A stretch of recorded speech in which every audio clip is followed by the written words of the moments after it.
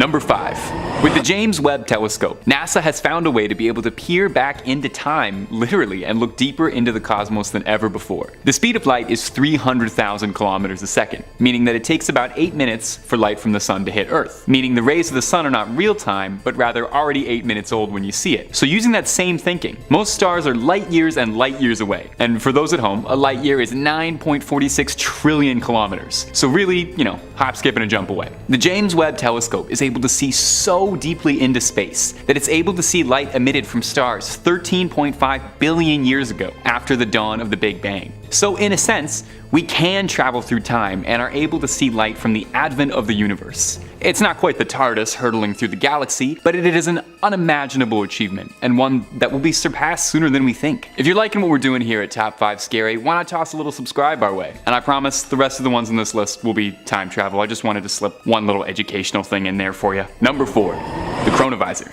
One of the most secretive places in the world is undoubtedly the Vatican's archives. It's been said that it's one of the most secure buildings on the planet, so if you're planning an Ocean's 11 kind of deal, think again. We can only speculate what sort of things they have locked away in there, but it has been said that they have technologies we could not believe in there.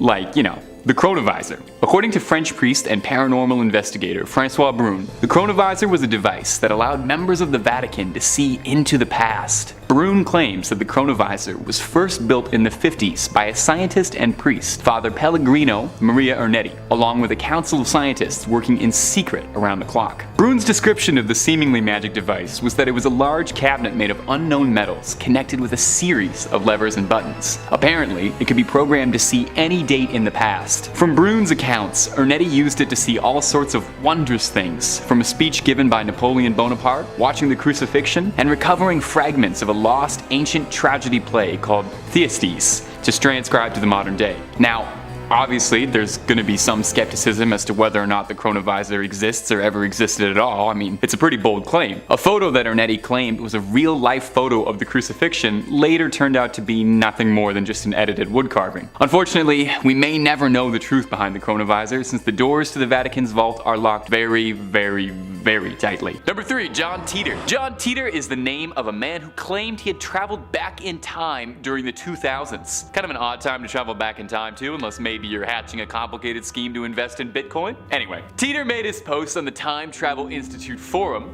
where he claimed to be a soldier from the far-off year of 2036. So we've got about 12 years to see if any of what he claimed is right, although mild spoiler warning, he's been wrong for most of it. Regardless, let's take a look together. He claims that he had been sent back in time as part of a US government operation to the year 1976, where Mr. Titor was sent back to recover an IBM 5100 computer, as it was essential to debugging something in his timeline, or something, some time travel stuff. Now, there's a lot more working against Mr. Titor being a time traveler than there is evidence working for him. Foremost, that a lot of his predictions for the future ended up being totally bogus. For one, he claimed there would be a civil war in the United States in the year 2005. This civil war would grow so much into such an unstoppable force that the United States would split up into 5 main regions, and eventually, the dissolution of the states would lead into World War III starting in 2015. Now, 2015 is kind of a blur for me. That's when I started college. I don't really remember a lot of it, but I don't remember World War III happening.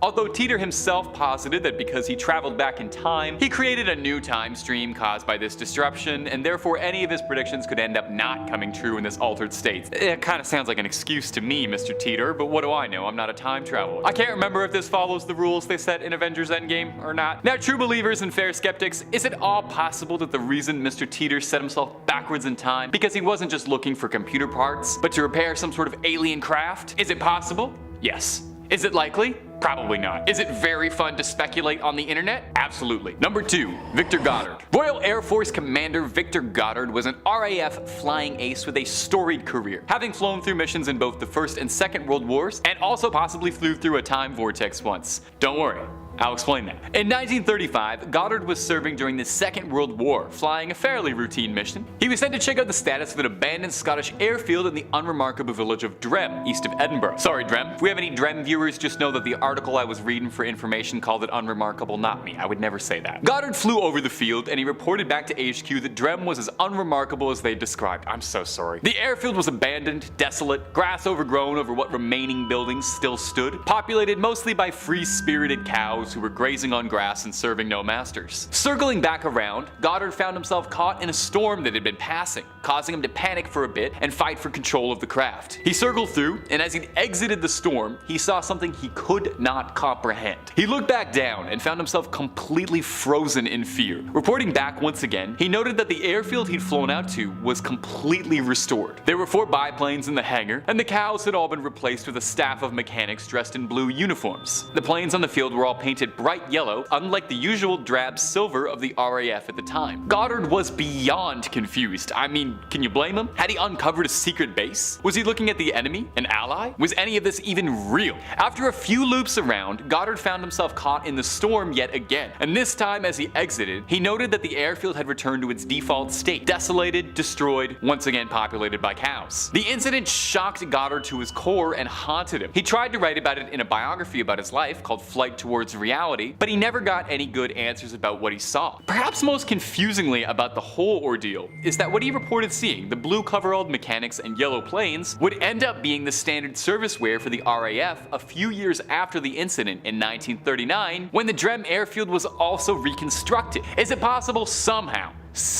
that Goddard managed to slip forward in time a few years? Was he caught in a vortex? Was the cloud perhaps some sort of unbelievable extraterrestrial technology that he was simply swept up in something larger than himself? Or was the whole experience a product of too much coffee before a mission and not enough sleep? Number 1. Mike Markham. In the best movies, time travel is perfected by one lone scientist working around the clock in a garage tirelessly, perhaps just a little bit off of his rocker. Now don't think I'm passing judgment at all here. The best leaps in technology have been made by men who were more than a little bit off their rocker. Enter Mike Markham, who in 1995 claims to have cracked the code for time travel with stuff he had lying around the house. He was a 21-year-old electrical engineering major who loved building gizmos at home, but his magnum opus was a device he called the Jacob's Ladder, which was a personal time machine that could send a human being backwards or forwards in time. Now, I can't even begin to parse the explanation for the machine. They didn't hire me for my brain, but if you go hunting after this video, you'll be able to find some detailing how the machine works. But what I can tell you is that it was constructed from a laser from inside a CD player and a continuous arc between 2 poles. Again, I don't know how this works, I'm just reporting the facts. Markham claimed that his device was capable of generating such energy that when he threw a piece of sheet metal into it, it disappeared and reappeared seconds later, which sounds terrifying. I don't know if I want to be on a time machine that's reconstructing me Enterprise transporter style. There are just way too many accidents involved with stuff like that. Unsatisfied with just a piece of sheet metal traveling through the time stream, Markham set out on seeing what would happen if he hooked Jacob's Ladder up to a massive power grid and stole 6 transformers from a local station. This experiment would cause a blackout in the neighborhood, leading to Markham's arrest. Now, he would spend a few months in jail, but the incident garnered enough local attention that Markham became a bit of a local hero, and was stunned to discover that after his release, there were offers from aid from pretty much all over, from people offering to donate supplies, money, time, you name it. The people want to time travel. With all the newfound aid, Markham would spend the next 2 years working on the Jacob's Ladder Mark II, having now rebuilt it to accommodate the size of a person. Updates from Markham would end around 1997 though, when he vanished from the public eye and the world at large. He missed a meeting with his parole officer, and when police responded to try and track Markham down, they found the warehouse that he was using as his personal workshop, but they didn't find him there. They just found burnt up machines, damaged electronics, and singed walls. So did Markham's machine work? Well, maybe when he comes back from time, he can tell us. Number 5.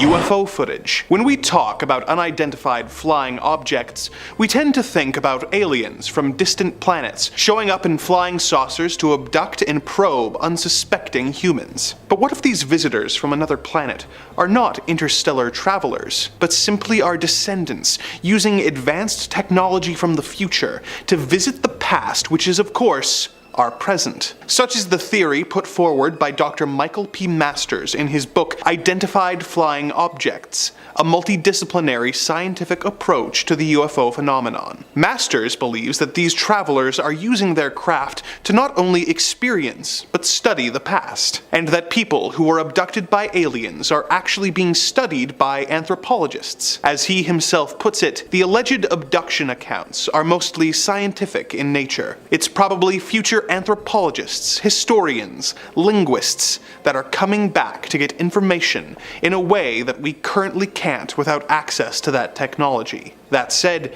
I do think that some component of it is also tourism. Undoubtedly, in the future, there are those that will pay a lot of money to have the opportunity to go back and observe their favorite period in history. Some of the most popular tourist sites are the pyramids of Giza and Machu Picchu in Peru, and old prehistoric sites. There's certainly still missing pieces of the puzzle, he said. There are aspects of time that we don't yet understand. Wanted is a theory of quantum gravity, and we can meld general relativity and quantum mechanics. I'm just trying to put forth the best model I can based on the current scientific knowledge.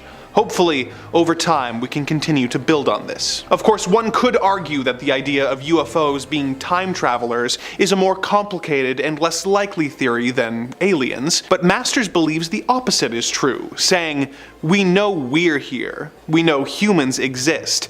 We know that, and we've had a long evolutionary history on this planet, and we know our technology is going to be more advanced in the future. I think the simplest explanation, innately, is that it is us. I'm just trying to offer what is likely the most parsimonious explanation." If Masters is correct in his theory, and extraterrestrials are really extratempestrials, as he has dubbed them, then all the footage of unidentified flying objects that has been discovered, including both the amateur tapes and the ones that were released to the public officially by the Pentagon a few years ago, are actually footage of time travel in action. This could explain how so many UFOs appear to be moving at speeds that are impossible for current craft to achieve, and how they seem to appear and disappear in what seems like an instant. Number 4. The James Webb Telescope. Our next entry is a bit more literal and less grand than the others on this list, but it is still worth mentioning. The James Webb Telescope may not be able to transport us back in time, but what it can do is let us look into the distant past, perhaps to show us where we came from as a species at the moment of creation. The James Webb Space Telescope was first launched in late December 2021. It was a collaborative project between NASA, the European Space Agency, and the Canadian Space Agency. It uses infrared astronomy to view things in the vast cosmos of space that would be impossible for even the Hubble Space Telescope to see, with its first release image being touted as the deepest photo of the universe ever taken. But what does this have to do with time travel? Well, as NASA scientists explained it, telescopes can be time machines. Looking out in space is like looking back in time. It sounds magical, but it's actually very simple. Light needs time to travel across the vast distances of space to reach us. So, light moves at a speed of about 1 billion kilometers per hour. So the time it takes the light from a light bulb to reach your eyes is pretty much imperceptible. But light that is reaching you from millions or billions of kilometers away, such as the light of a star, can be centuries, millennia, or even eons old by the time we see it. So the James Webb Telescope isn't just the telescope that can view the furthest into the universe. It is also the telescope that can see the furthest back in time, showing images of galaxies of stars as they appeared 13.5 billion years ago. Scientists hope that they will be able to use the telescope to look even further back in time in order to see the first few 100 million years of the universe after the Big Bang, so that we can observe the forces that resulted in the birth of our little blue planet in action. Number 3. Gateway Experience. The CIA was fascinated with harnessing psychic ability. This is very well documented, with several projects being released to the public about this sort of thing. To simplify it as much as I possibly can, the project was centered around using a combination of hypnosis and finely tuned audio to create an altered state of consciousness. The thinking was that through binaural beats, the output of the left and right hemispheres of the brain would sync up and make you more psychic good, I guess. The summation from one of the researchers is that a human brain operating normally is kind of like a lamp. But when both hemispheres are in sync, this light turns into a laser, reaching farther and more effective than before. The goal was to expand the human consciousness and have it reach outside the body, being able to astrally project yourself back in time. Test subjects would meditate in a mantra saying, "I am just a physical body, and I deeply desire to expand my consciousness." While listening to this hypnotic audio, putting their body into a sleep state, the subjects were told to visualize time as a wheel with spokes that point to events in their past, and just find a way to transport their consciousness back to those moments. In the early tests, less than 5% of the subjects were able to achieve this, but the team believed that with years of practice they'd be able to harness this ability better. The final stage of the learning and experience was an out-of-body movement, where the subject would be able to lift their consciousness out of the body entirely and harmoniously interact with the environment. However, unfortunately, no one in the project was able to reach this stage just yet. Number 2.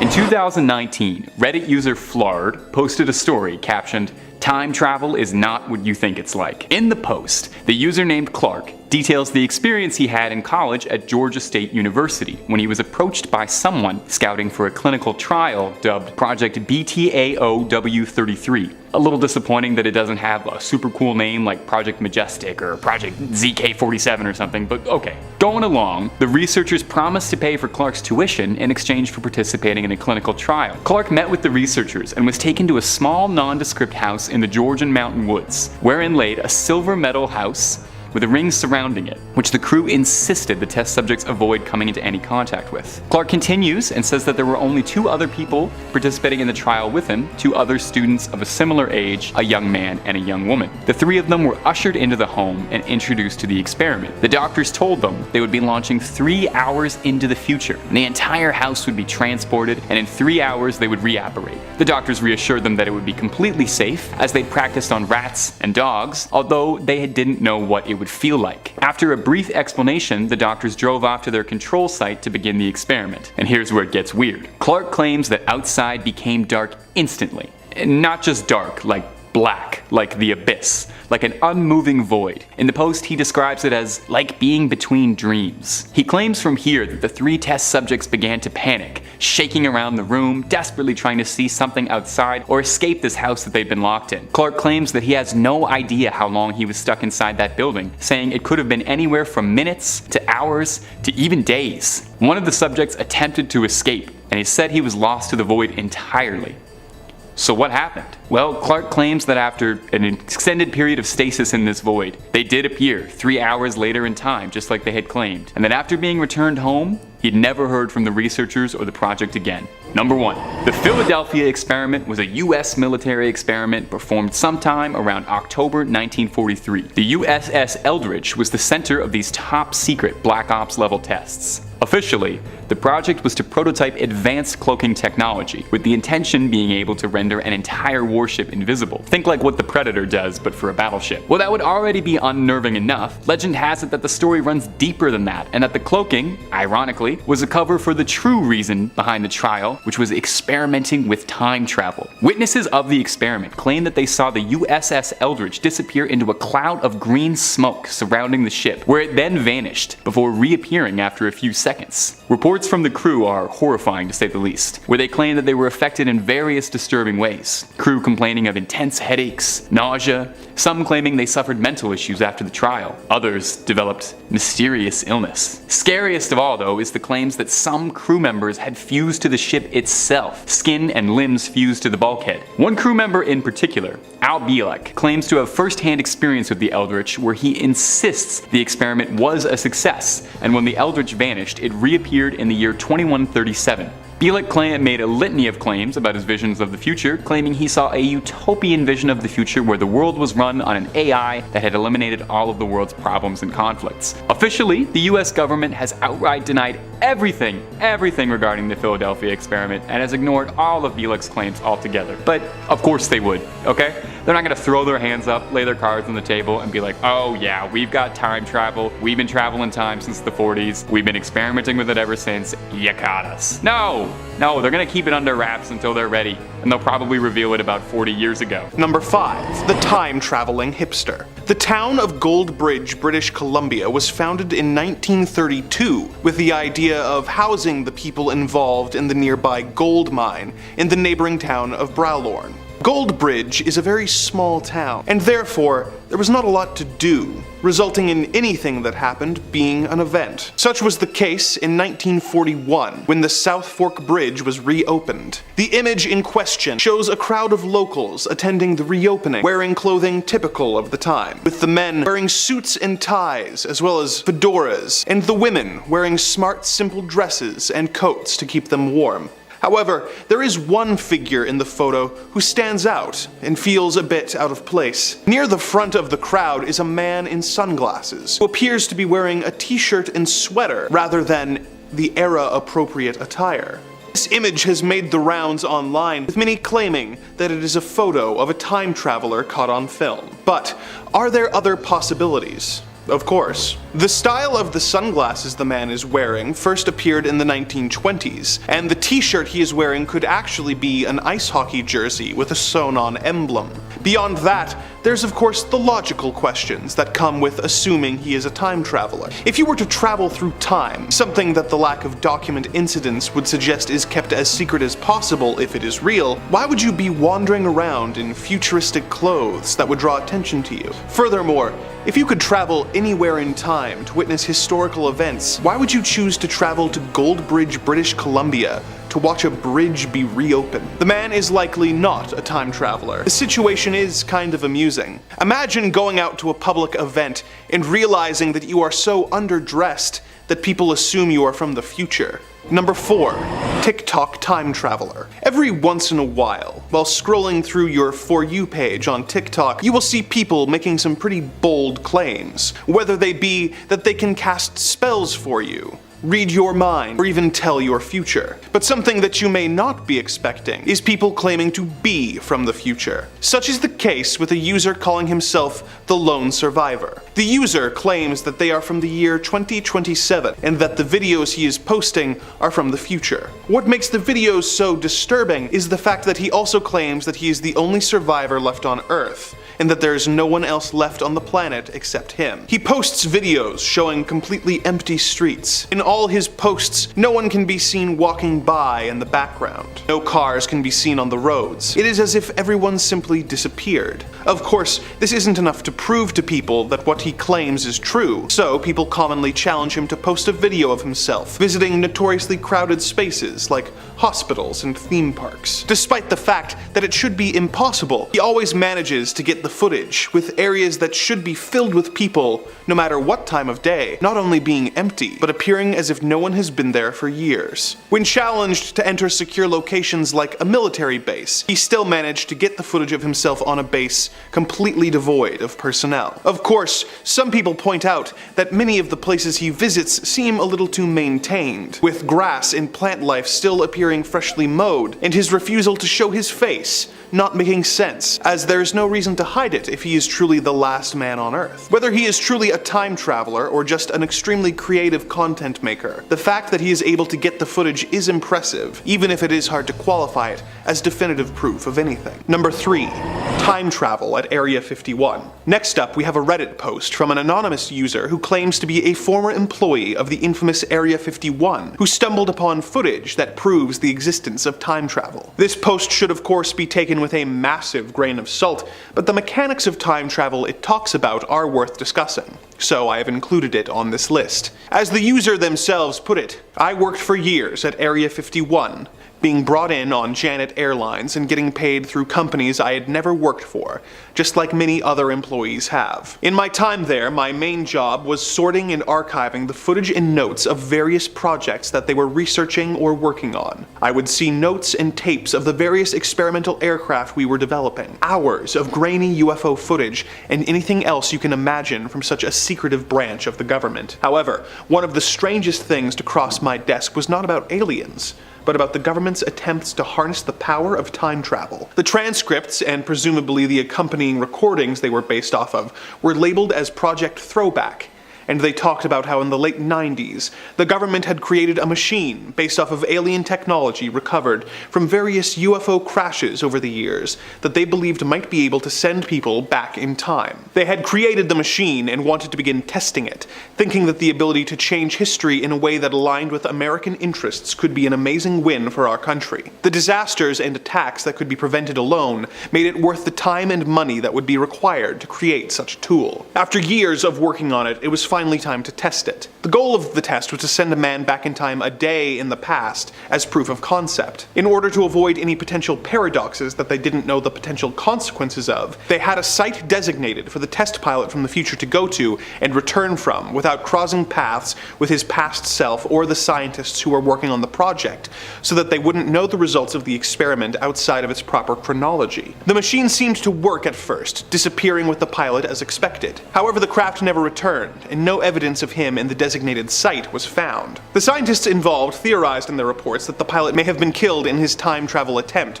or may have created a branch reality where the experiment was a success. But there is no way to know where he went for sure, or if we can ever bring him back. Now, obviously the veracity of this Reddit post is dubious at best, but the idea of time travel creating alternate timelines where the changes take hold as opposed to the more commonly used in pop culture version of time travel, where one timeline is being changed and affected, is interesting. Does this story of an Area 51 employee coming across a tape proving that the government is experimenting with temporal travel have any element of truth to it? And if it does, what happened to the pilot of the machine? Where and when did he end up? There is no way to know for sure. Number 2. Time-traveling priests of the Vatican. The Vatican City is a sacerdotal monarchical state that is ruled by the Pope, making it a city-state. The Vatican is extremely secretive and is the source of thousands of conspiracy theories that range from highly improbable to basically confirmed. Somewhere on that spectrum,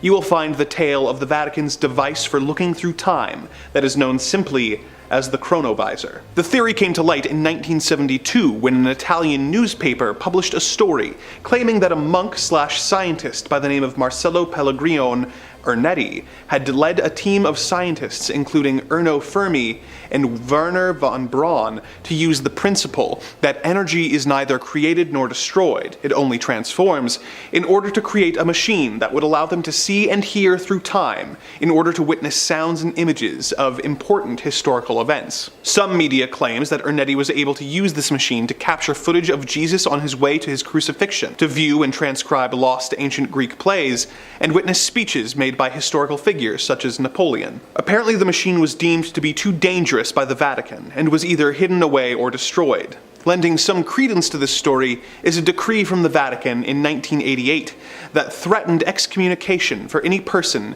using a device that matched the description of the Chronovisor. Is the Chronovisor real?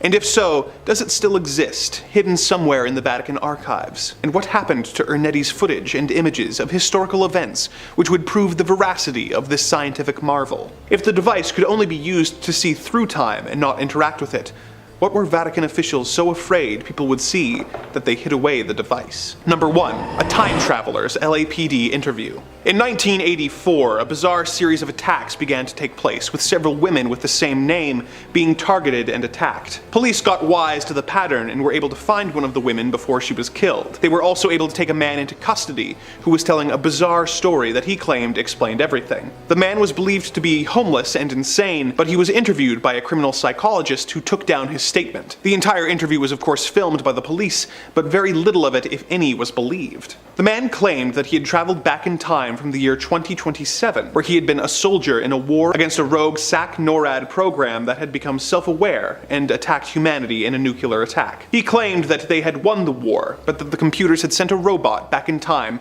to try and change the outcome, but that he had followed to prevent this. These claims were of course written off as a paranoid delusion, but soon after, the precinct was attacked by a large man who seemed intent on ending the lives of everyone in the building. Security footage of the attack shows the attacker shrugging off bullets and effortlessly wiping out the precinct. The supposed time traveler and the woman managed to escape. The woman was eventually institutionalized after having a mental breakdown, presumably caused by the incident, but neither the supposed time traveler or the attacker were ever seen again. Were they really from a dystopian future? Where did the attacker go? And most importantly, Will he be back? We may never know for sure.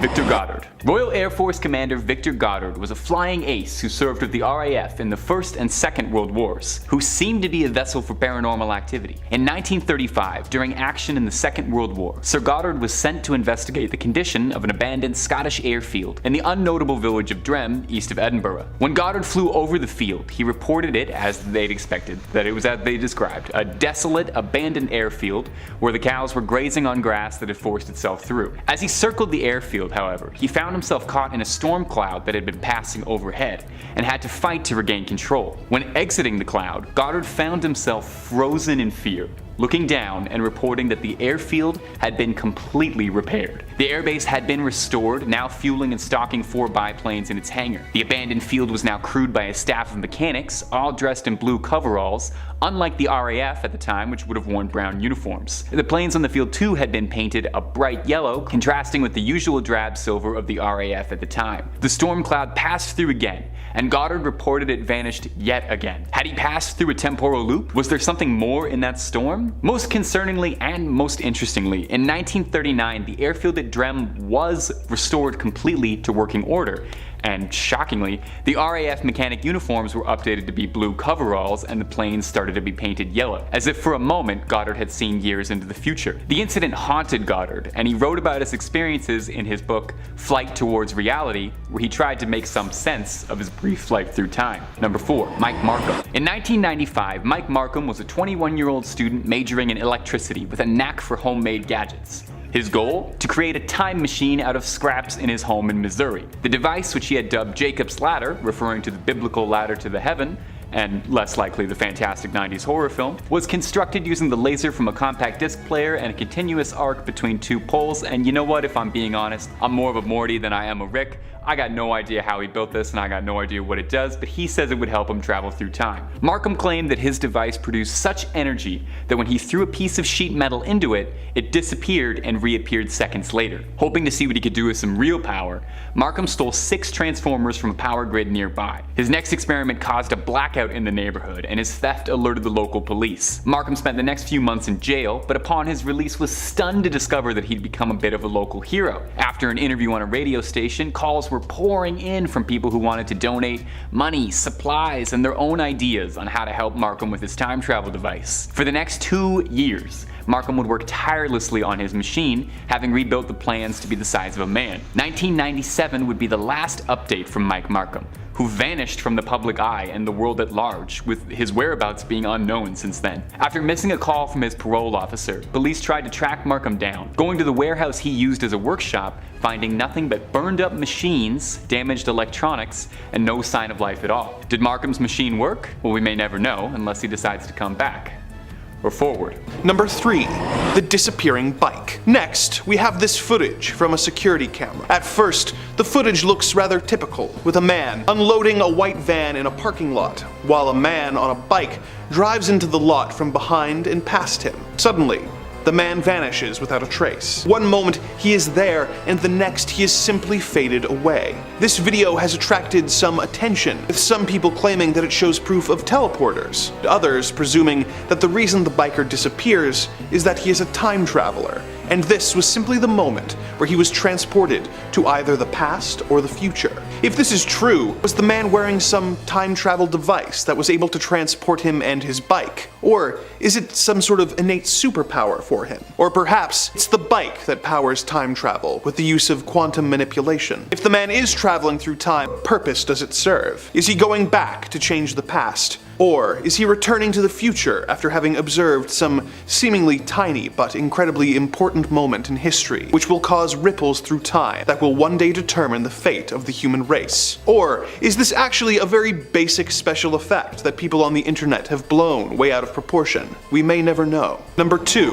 Movie extras from the future. If you could go back in time, what are some of the minor, non-earth-shattering things you would do? Personally, there are concerts or films from before my my time that I would want to experience with a crowd that is seeing them for the very first time, sitting down in their seats, unaware that they are about to witness an iconic piece of history unfold before their very eyes. Or perhaps it might be fun to take it one step further and be a part of an iconic piece of art. One of the definitive filmmakers of early movies was of course Charlie Chaplin, known for his comedic silent films where his character, the tramp, would be put in bold and hilarious situations. His influence on film history is incalculable, so if one was to travel in time to watch a classic filmmaker at work, then Chaplin would be a great choice. Chaplin's 1928 film The Circus, which he wrote, produced, directed, and starred in, follows the tramp running away from the police and into a circus act where he inadvertently becomes a star performer. It and The Gold Rush are considered to be Chaplin's best films, so it makes sense that if a fan from the future were to pick a Chaplin movie to make a cameo in, it would be this one. During a moment in the film, one of the extras walking by in the background can be seen holding something up to her ear and talking into it. The film quality isn't great, but many insisted that the woman was talking with someone on a cell phone. The story was widely circulated, even appearing in TV news reports all over the world. Who is she on the phone with? Who is she talking to? And what is she saying? Is she bragging about the fact that she has managed to permanently ingrain herself in film history? The irony is that for many modern audiences, this is the only scene from the movie they have seen, keeping an eye out for this supposed time traveler. So, whether it is true or not, for many people, the woman walking by in the background is the most iconic part of the film. Of course, some people believe that she is actually holding up and using an ear trumpet, while others believe that she is using one of the very first portable hearing aids that were beginning to be rolled out around this time. Whatever the case, the exact nature of this woman and what she is doing remains a mystery. Number 1. Similar faces throughout history. One of the most common examples of supposed evidence given as proof of time travel is old photos of people that happen to look a lot like celebrities from our time period. One of the more recent, widely passed around images, for example, is this image of a young woman working in a gold mine in 1898 who looks remarkably like the modern-day climate activist Greta Thunberg. While it can be interesting to see these doppelgangers from across time, it really isn't proof of anything, other than the fact that there's really only so many combinations of facial features available before you start seeing repeats. However, there is one image that I want to draw your attention to, because it is just too weird. If you look at this photo from the year 1885, you will see two men standing in front of an under-construction clock tower. The photo was taken at a fundraising event for the construction of the tower, and at first glance, there's really nothing notable about it. However, things start to get complicated once you see this newspaper from nearly 100 years later. The man featured on the front page is almost identical to the man in the clock photo. The newspaper is even from the same town that the clock tower was being built in all those years earlier, making it an important part of the town's history that a local time traveler might have interest in. But what really clinches it is the fact that, as the headline points out, the man is a local inventor. Number 5 on this list is John Titor. John is one of the most well-known time travelers and one of the most concrete stories that we have that the practice could be possible. Bustle says, in a thread begun in the fall of 2000 about time travel paradoxes on the online forum, the Time Travel Institute, now known as Curious Cosmos, a user responded to a comment about how a time machine could theoretically be built with the following message.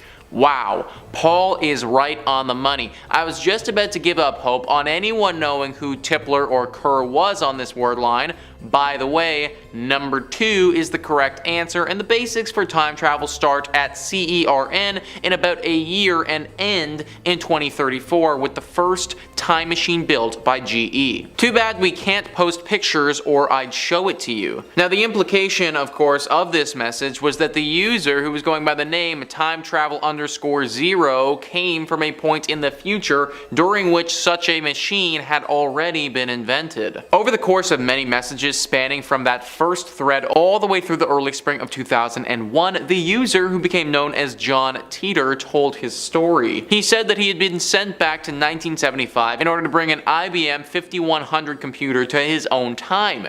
He was just stopping in 2000 for a brief rest on his way back home. The computer, he said, was needed to debug various legacy computer problems in 2036 in order to combat a known problem similar to Y2K called the year 2038 problem. John didn't refer to it as such, but he said that Unix was going to have an issue in 2038, which is what we thought was going to happen back when the calendar took over from 1999 to 2000. Opinions are divided on whether John Titor was real. Some folks think he was the only real example of time travel we've ever seen, while others think it's one of the most enduring hoaxes we've ever seen. I feel like this definitely could be a hoax considering we never actually saw John in person.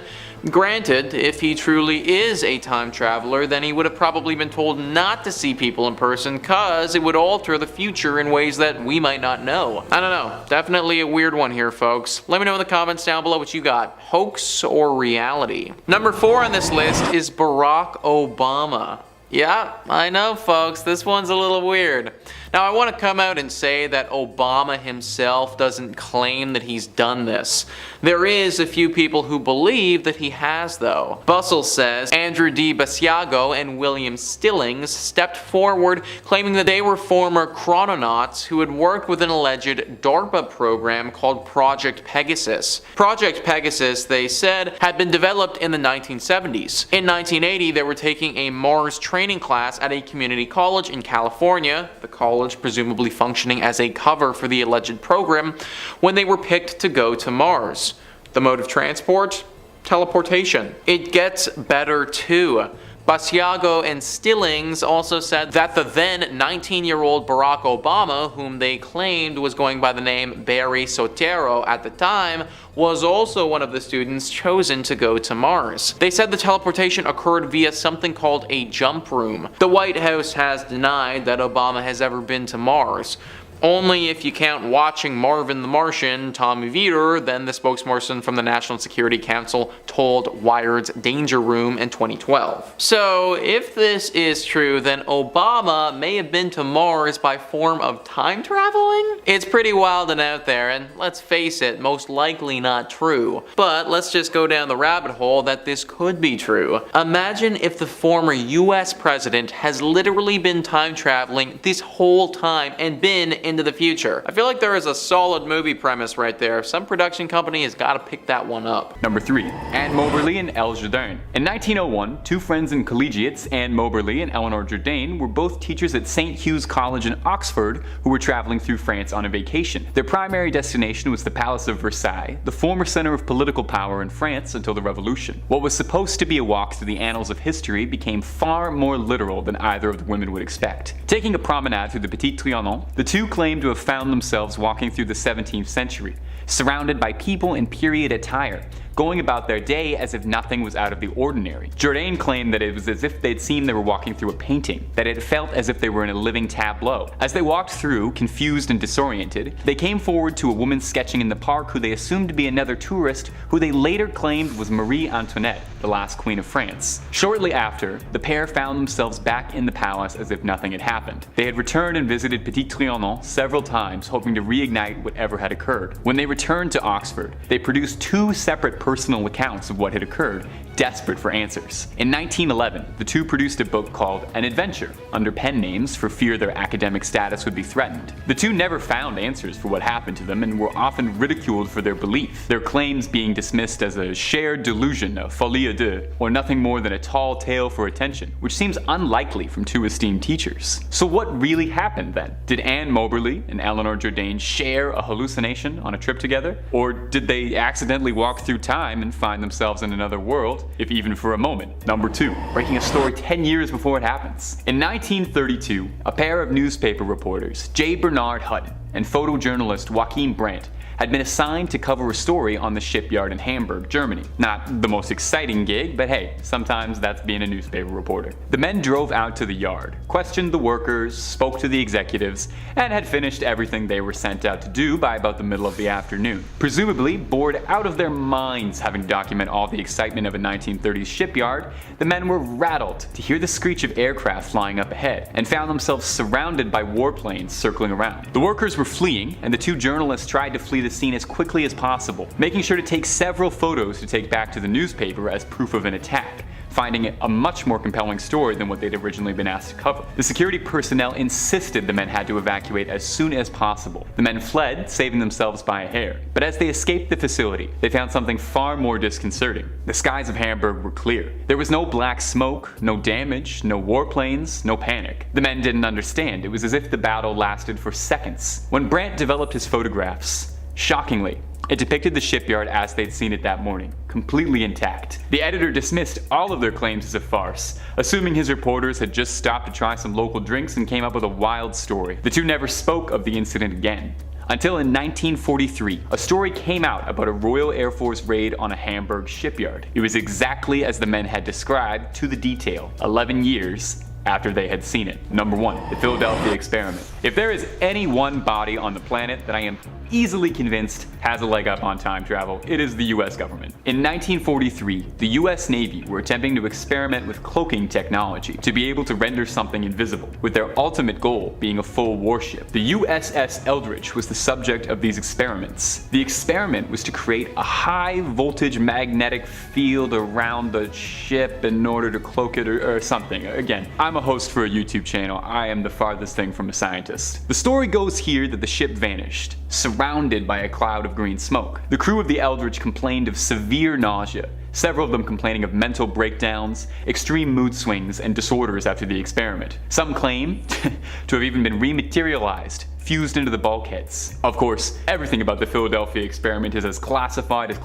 can get, documents full of blacked out redacted chunks, so we only have the reports of individual crew members to go off of. One service member from the ship, Al Bielek, claims that the invisibility cloak was all a front, and the true experiment was to travel through time, claiming that for moments the ship had traveled 100 years into the future, but what felt like for only 10 seconds. Now, some of Bialek's claims get a bit out there, difficult to follow, but bear with us because they're interesting to listen to. Bielek claimed that the world of the future was a unified utopia of floating cities and clouds, in a world without governments, being ran by a hyper-intelligent AI called the Synthetic Intelligence Computer System. War and all its conflicts had become a thing of the past. Bielek went on to claim that he was involved in the Montauk Project as well, a conspiracy theory that alleges, as part of the MK Ultra experiments, the US Army was attempting to research psychological warfare and time travel. Now, obviously, the US government did not acknowledge or give the time of day to any of Bielek's claims, but I mean, why would they? They're not going to come out and say, yeah, you got us. Hands up, we've been experimenting with time travel and this guy is blowing the entire thing for us. Or would they just stand by, say nothing, smile, and just insist that we're all just tinfoil hat wearing conspiracy theorists? Number 5. Time Hipster? This one's an absolute classic in the time travelers caught on footage community, of which there are dozens of members. This strange photograph that's made the rounds of a man who looks like he's stepped out of time. The photo was taken in 1941 at the reopening of the South Fork Bridge in Canada, but when the photograph was included in a digital gallery in 2010, the internet instantly took to the guy in the crowd who looks like he just walked out of a crypto startup or had just come back from axe throwing and hitting the barcade. This guy is dressed in surprisingly hip clothes, looks like he's wearing contemporary shades, and kinda looks like he's holding a DSLR camera. You'd think a time traveler would be bringing back something a little bit more extravagant, but you know, maybe it was all he could afford. He could have spent all that money on those sweet shades and that cool shirt. Did he come back in time just to get some snaps of a bridge reopening? It seems like you could probably shoot your shot a lot higher if you were messing with the space-time continuum and all that. Nonetheless, the image of the well-dressed hipster in the crowd has sparked a lot of debate, since he definitely doesn't dress like he's from the 30s. Those shades are cooler than anything I've seen in that time period. Underneath what looks to be a contemporary hooded sweatshirt as well, he's wearing a Montreal Maroons jersey, a hockey team that played from 1924 to 1938. So either he's just very hip for the time, or he planned a disguise ahead of time to blend in with the locals. My theory? This guy knows all the best vintage stores are getting cleared out, and he's time traveling, going back to score vintage shirts from the appropriate time period. That Maroons jersey would definitely be a flex in 2022. Number 4. iPhone 1920. Now, if you're pretty active in that aforementioned time travelers caught on footage community, I'm sure you've seen this one as well, but I'm sure we've got some new viewers too, so let's take a look at it. An excerpt from the 1928 film The Circus, starring Charlie Chaplin, an old silent movie about a penniless clown joining the circus. Probably the biggest laugh riot of the late 20s. It would already be a notable piece of American film history, but among those who hunt the truth, it might contain proof of a time traveler. A woman can be seen walking through in the background, wearing unnotable attire for the time period, but holding something up to her ear, which she appears to be talking into? What? As she walks by, it looks eerily like she's talking into a mobile phone of some sort. One has to wonder if she's getting good reception. I doubt Verizon had as many satellites in the 20s. Still, it's hard to deny that it definitely looks like she's talking into a cell phone. Now, some skeptics have offered some possibilities for what it could be, as skeptics are wont to do, with the most popular theory being that it's just a hearing aid of some kind, and the poor woman is just trying to hear better. Another slightly more cute suggestion is that the woman is just a bit camera shy and is trying to cover her face as she walks by. Or, also a possibility, she could just be an old woman talking to herself and she's having a moment. I've got to say, if she is a time traveler though, she is doing a very sloppy job letting herself get recorded and analyzed like this. Or maybe that's exactly what she wanted. We may never know, but since she's such a popular time traveler, you'd think by now someone would have tried to travel back in time to this incident just to get the facts and finally put a close to the case, right? If no one else will, I will. Number 3 on this list is Valerie Lukyanova. Valerie is a Ukrainian model who is famous for her uncanny resemblance to Barbie. She is literally known as the real-life Barbie doll, and it truly does stick, folks. She naturally looks a ton like Barbie as is, and then with a few contact lenses and some well done makeup, it is pretty ridiculous. Anyways, she's been known to have some pretty interesting opinions as well. One of these opinions, or maybe experiences, if it actually did happen, is that she is a time-traveling space alien who has come from the future, and she's been sent here with the purpose of helping and changing the human race. Now, she's come out and spoke about this in Vice's online series, My Life. She believes that she is from the future, and she's supposed to change the human race from the human consumer to the human demigod. Which is kind of strange because she markets herself like Barbie, a clear signature of westernized consumerism. Either way, she is from the future and is trying to turn us into demigods. How we are going to become demigods, or what that would even look like, is anyone's best guess, I'd say. She also didn't say what time period she came from, so who knows how far in the future she's from. If, of course, she actually is from the future and this all wasn't some made-up publicity stunt. Number 2 on this list is the Hipster. This one is super weird, and I could totally buy into it, honestly. Bustle says, in the early 2010s, a photograph depicting the 1941 reopening of the South Fork Bridge in Goldbridge, British Columbia in Canada went viral for seemingly depicting a man that looked just a bit too modern to have been photographed in 1941. He looks, in fact, like a time-traveling hipster. Graphic t-shirt, textured sweater, sunglasses, the entire works. The photo hadn't been manipulated, the original can be seen here. So, what the heck's going on? Well, Snopes has plenty of reasonable explanations for the man's appearance. Each item he's wearing, for example, could very easily have been acquired in 1941. Others have also backed up those facts. But the bottom line is that it's never been definitively debunked, so the idea that this photograph could depict a man from our time who had traveled back to 1941, it still persists. And I'm gonna be honest here, folks, I disagree with Snopes on this one. Everything about that guy looks like he came from just down my hall. Like, I could totally see that dude sitting in a park just reading a book or taking pictures and 100% buy it. I think he's from the future, but comment down below what you guys think. And finally, number 1 on this list is Anne Moberly and Eleanor Jourdain. Both of these people have claimed to go back in time before. Bustle says, in 1901, 2 English women, Anne Moberly and Eleanor Jourdain, took a vacation to France.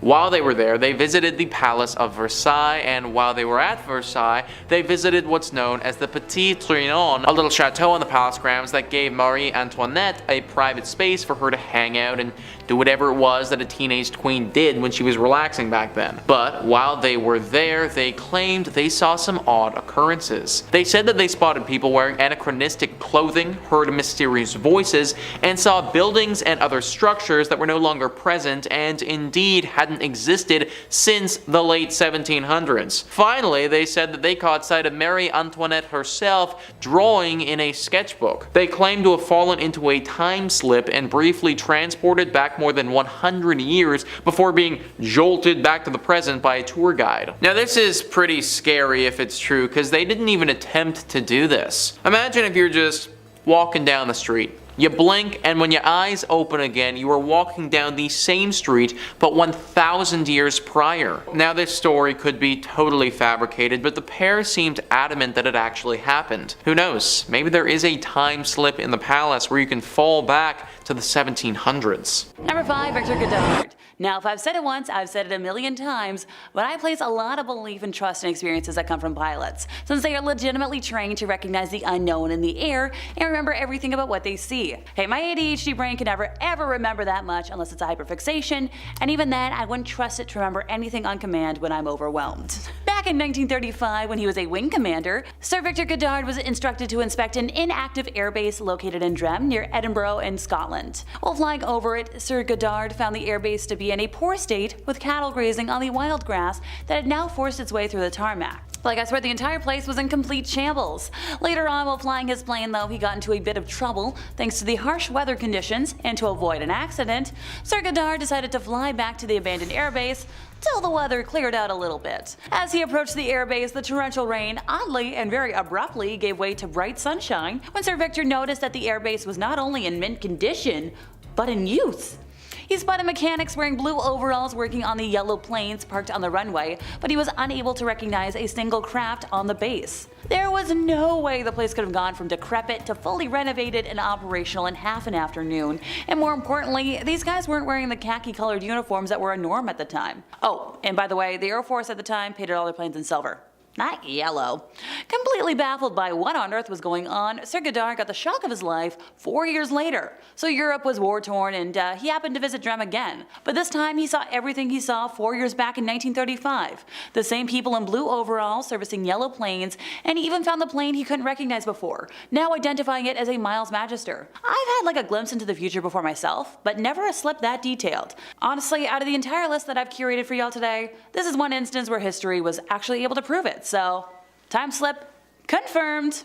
Number 4, the Mandela effect. Okay, think about this one. Really think about it. The Mandela effect is a phenomenon where a large group of people remember something differently from how it occurred in reality. It is named after Nelson Mandela, as some incorrectly remembered him dying in prison in the 1980s. Now, while some people say the Mandela effect is just due to confirmation bias or misremembering, others entertain more speculative explanations, such as, parallel universes, or in my beliefs, time slips, time travel. Hey, what's the first rule of time travel? Never touch anything, because it could impact the future and spiral. So what if the Mandela effect is just leftovers from people traveling back in time and messing with the past? Ergo, affecting the present timeline. Let's start with the most famous example. Even though, Nelson Mandela didn't pass away until 2013, many people remember him dying in the 80s while in prison. And some folks even remember his widow giving a speech after his death, vividly. So what if somebody went back in time and saved him from passing, ergo changing the timeline?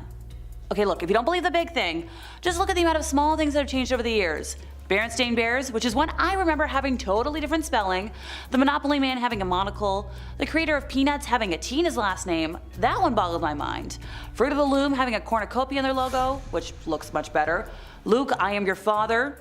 Mirror, mirror on the wall. Like, trust me, I could be here for ages listing all the obvious examples off. It makes sense to me. The times just sort of slipped and warped and changed. Number 3, time traveling car. This next video, footage from a dash cam in Russia from a patrol vehicle uploaded to YouTube, has garnered millions of views and lots of puzzled viewers.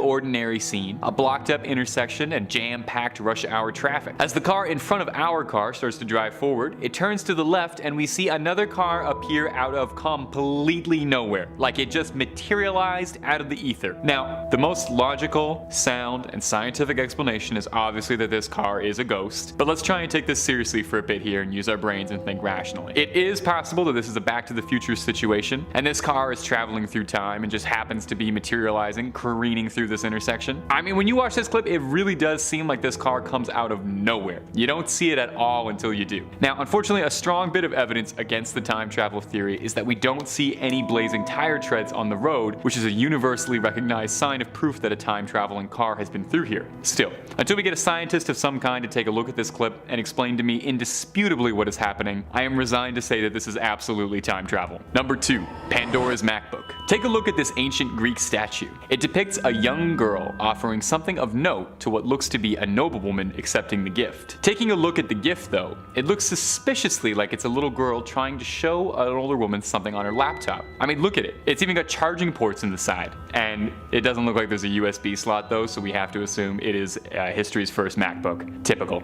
Now, skeptics argue that it could be a depiction of a very hollow chest or a thin chest, but if this little girl is supposed to be offering the noblewoman a gift, I would say what good gift is going to come in a package that small? At best, it's a gift card, which is absolutely terrible, says you weren't thinking about it at all. It seems a lot more likely to me that someone traveled back to ancient Greece and maybe left their laptop somewhere, or offered it to the people as a gift of technological prowess from the future. Imagine traveling to an ancient civilization and showing them a MacBook. You would be heralded as their god. And if you showed them Fortnite, oh, they would be writing myths about you for eons. What if over the years, all the things that have been described as being godly, mythical powers were really just time-traveling pranksters going back to mess with the time stream a little bit? I'm very, very confident that if humanity ever does attain the ability to travel through time, teenagers will mostly use it to pull pranks and create irreversible damage to the timeline. In fact, I am almost certain that has already happened, given how odd the last couple years have been for us. Number 1. Keanu Reeves. Keanu Reeves may very well be the greatest actor of all time. A big statement, I know, but it is a hill I will protect with my life. Name a bad Keanu Reeves performance. You can't. From Neo to John Wick to Johnny Silverhand all the way to Theodore Logan III, Keanu Reeves always delivers. And it makes sense because he's been acting for a very long time. Maybe a very, very, very long time. There are an alarming amount of paintings and photos throughout history of people who appear to be the stunning image of Keanu Reeves. Now, the most likely answer, of course, is that Keanu Reeves has been traveling through time several times to research and prepare for whatever role he needs. Here he is as King Charlemagne, who was buried hurriedly in cold weather, perhaps as a way to cover up that the actor had to leave the role and there was nothing to bury. Here he is as Paul Mounet, a French actor who appeared in multiple silent films, who would later go on to be a professor. When Mounet passed, his body was never found, probably because he had to travel back to our timeline to be on The Tonight Show. Worth noting is that when directly confronted about his possible immortality or latent time-traveling ability by Jimmy Fallon, Keanu did not outright deny it, instead only offering the quote, "We're all stardust, baby," which is absolutely something a man who has seen the depths of the cosmos would say. In a 2014 interview, when questioned about giving away the sum of his Matrix earnings to the stunt crew, he responded, "Money is the last thing I think about. I could live on what I have already made for the next few centuries." And maybe he already has. Number 5. Rudolph Fentz. Rudolph Fentz, as the story goes, was a man who was found dead in New York in 1951, but seemed as if that wasn't where he was meant to be, and he had got there by accident. Not geographically, like time-wise. Sorry, I'm still trying to work out my time puns, my time jokes. We'll hammer all those out in editing. At 11:15 on June 1951, a man dressed in 19th century attire was seen standing in the middle of the road on a busy New York street. None of the bystanders had seen how he'd arrived there, just that he looked out of sorts, disoriented, and confused. Before anyone could intervene, the man was fatally struck by a taxi. He didn't even have time to yell, "I'm walking here." The story itself could stop here and would be an odd bit of New York history, but it was what was inside the man's pockets that only served to confuse this mystery even more. Let me list it off. On his person, Mr. Fentz had a copper token for a beer worth 5 cents, bearing the name of an unknown saloon that even historians and locals couldn't identify. He had a bill for the care of a horse and the washing of a carriage, coming from a stable that wasn't listed in any address book. He had about $70 worth of vintage American banknotes, a business card with the name Rudolph Fentz, bearing an address on 5th Avenue, and a letter sent to this address, dated 1876 from Philadelphia. And lastly, and maybe most confusingly, a medal for coming third in a 3-legged race. Now, although they had a surprising amount of evidence to identify the man, they couldn't find anything. The captain of the missing persons desk of the NYPD, Hubert Rim, tried everything he could to positively ID this mystery cadaver. Going to the address printed, he found that no one knew who Rudolph Fentz was. Eventually, he found a Rudolph Fentz Jr. in a phone book from 1938, leading the captain to trace Fentz Jr., only to discover that he had passed 5 years earlier, but that his widow had survived him. Interviewing the widow, Captain Rim learned that Fentz's father,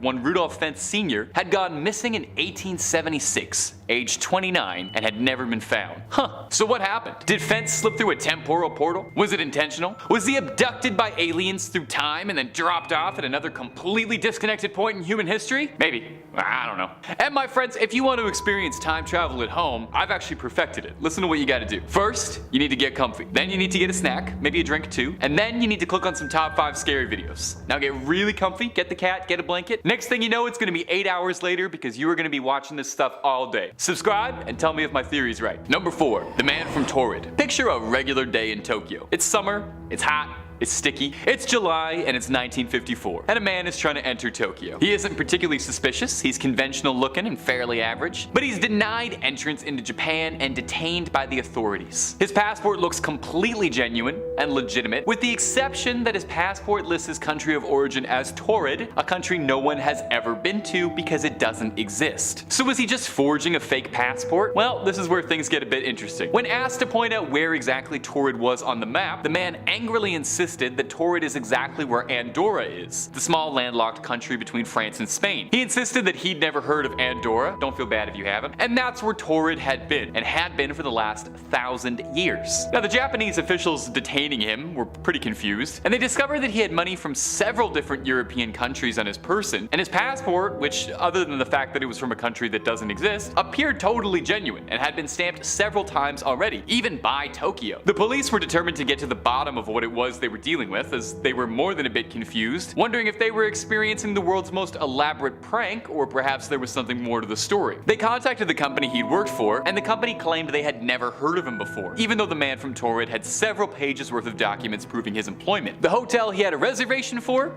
Never heard of him. The company he was meeting in Tokyo? Never heard of him. After a while of investigations that were only turning up more questions than answers, police returned to his hotel room to release him, only to discover that the man had vanished. No one saw him leave the hotel, and there was no way he could have escaped from the window, as the hotel room was nearly on the top floor and there were no balconies. In the years succeeding, there have been all kinds of rumors and speculations as to just what the man from Taured was. Some have put forward that he could have been a time traveler. It's definitely possible. Another prevailing theory is that he's a man from a different timeline or a different reality altogether, who somehow fell into this one. With this line of thinking, is it unreasonable to consider that the man from Taured wasn't from this world at all? Could he have been a visitor from another planet? Could Taured have been the name of his planet? Our visitor's true home? I mean, maybe. Number 3, the Chronovisor. No, this isn't some kind of weird hat or goggles. Italian Benedictine monk Pellegrino Ernetti claimed to have used a time viewer which could film the past without sound, and used it to obtain a photograph of the crucifixion of Jesus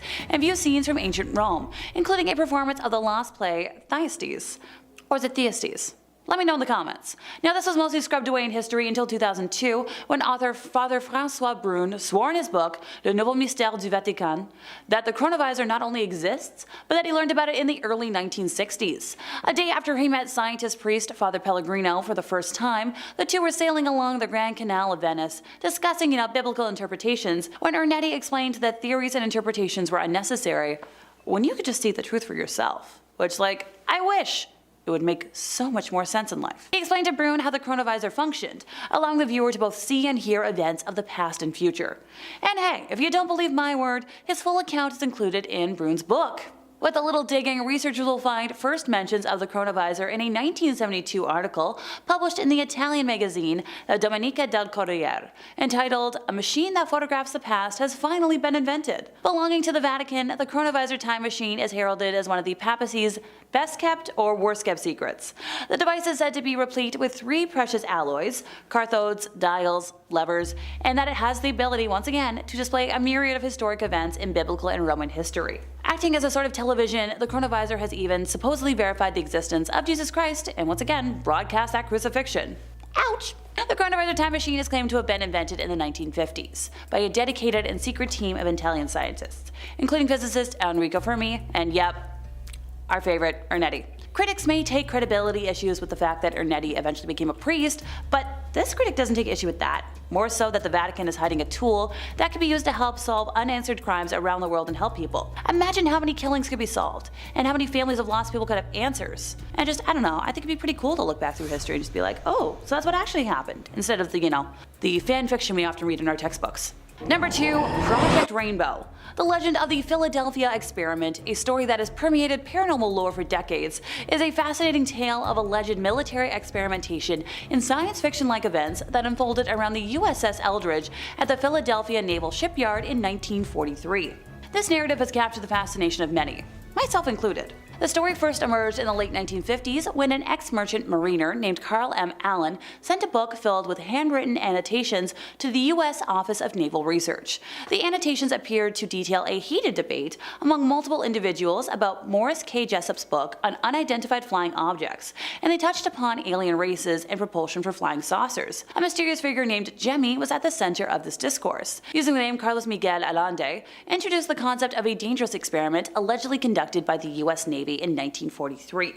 This experiment involved rendering the USS Eldridge invisible and teleporting it from Philadelphia to Norfolk, Virginia. Allen claimed to have witnessed this event while serving on another ship. The story took an even stranger turn though when 2 officers at the Office of Naval Research took an interest in the matter. They showed Jessup the annotated book and noticed similarities in the handwriting between the annotations and the letters they received from Allen. Over the years, this tale gained popularity through various iterations in books and films. Most notably, Charles Berlitz's and William L. Moore's book, The Philadelphia Experiment, Project Invisibility, and the subsequent 1984 time travel film titled The Philadelphia Experiment. Some individuals even claim to have been aboard the USS Eldridge during the alleged experiment, further blurring the lines between fact and fiction. And despite the enduring allure of the experiment, it kind of remains a contentious story. The US Navy has consistently denied its existence, go figure, stating that the experiment contradicts well-established facts about the USS Eldridge and is rooted in non-existent physics. I think we all know at this point to take any government statements with a pound of salt.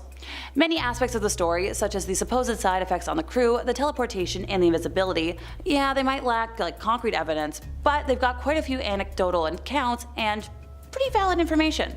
Ultimately, the truth behind this legend remains elusive, nestled in the shadowy realms of speculation and intrigue, but I believe it.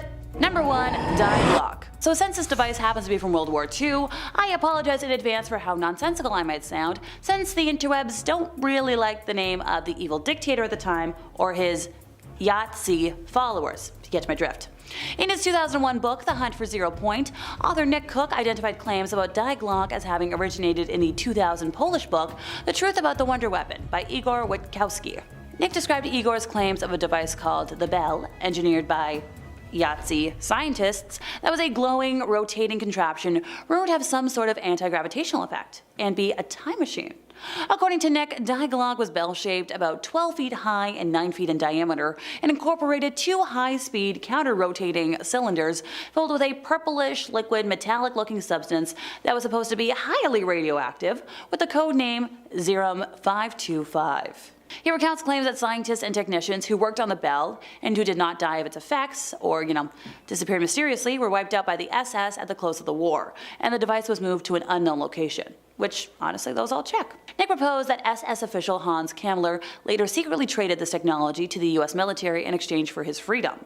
Historical theorists are pretty sure that a concrete ring called the Henge near the Wenceslas mine that was built in 1943 and vaguely resembled Stonehenge was used as a launch pad for the Bell. Igor's book was translated to English in 2003, and he claimed to have discovered evidence of Dialogue in a review of World War II-era documents that were declassified by the Polish government, which led him to additional research via archives and interviews. The first document, allegedly supplied to Igor by an unnamed Polish government official, was from the war crimes trial for General Jacob Sporenberg, who supposedly confessed to ordering the deaths of around 60 people who had knowledge of the secretive project. Kurt de Bus, Werner von Braun, and Walter Gerlach were also allegedly implicated in the Dialogue research. Igor claims this device was organized under a division of the Waffen-SS and operated mainly at facilities in Lower Silesia. Thaglok was conceived in early 1942, and active experimentation began in mid-1944. Prisoners from the Gross Rosen concentration camp were exposed to radiation from this machine, resulting in many deaths and health problems. Survivors of the camp reported witnessing tests of this machine, reporting a bright bluish light from the object. Igor believes Xerum 525 was likely an irradiated form of mercury used in the creation of a form of plasma that was intended as a weapon and/or propulsion system, and which would have been capable of distorting space and time. So what you're telling me is there is indeed a time-traveling device out there, I just need to find it.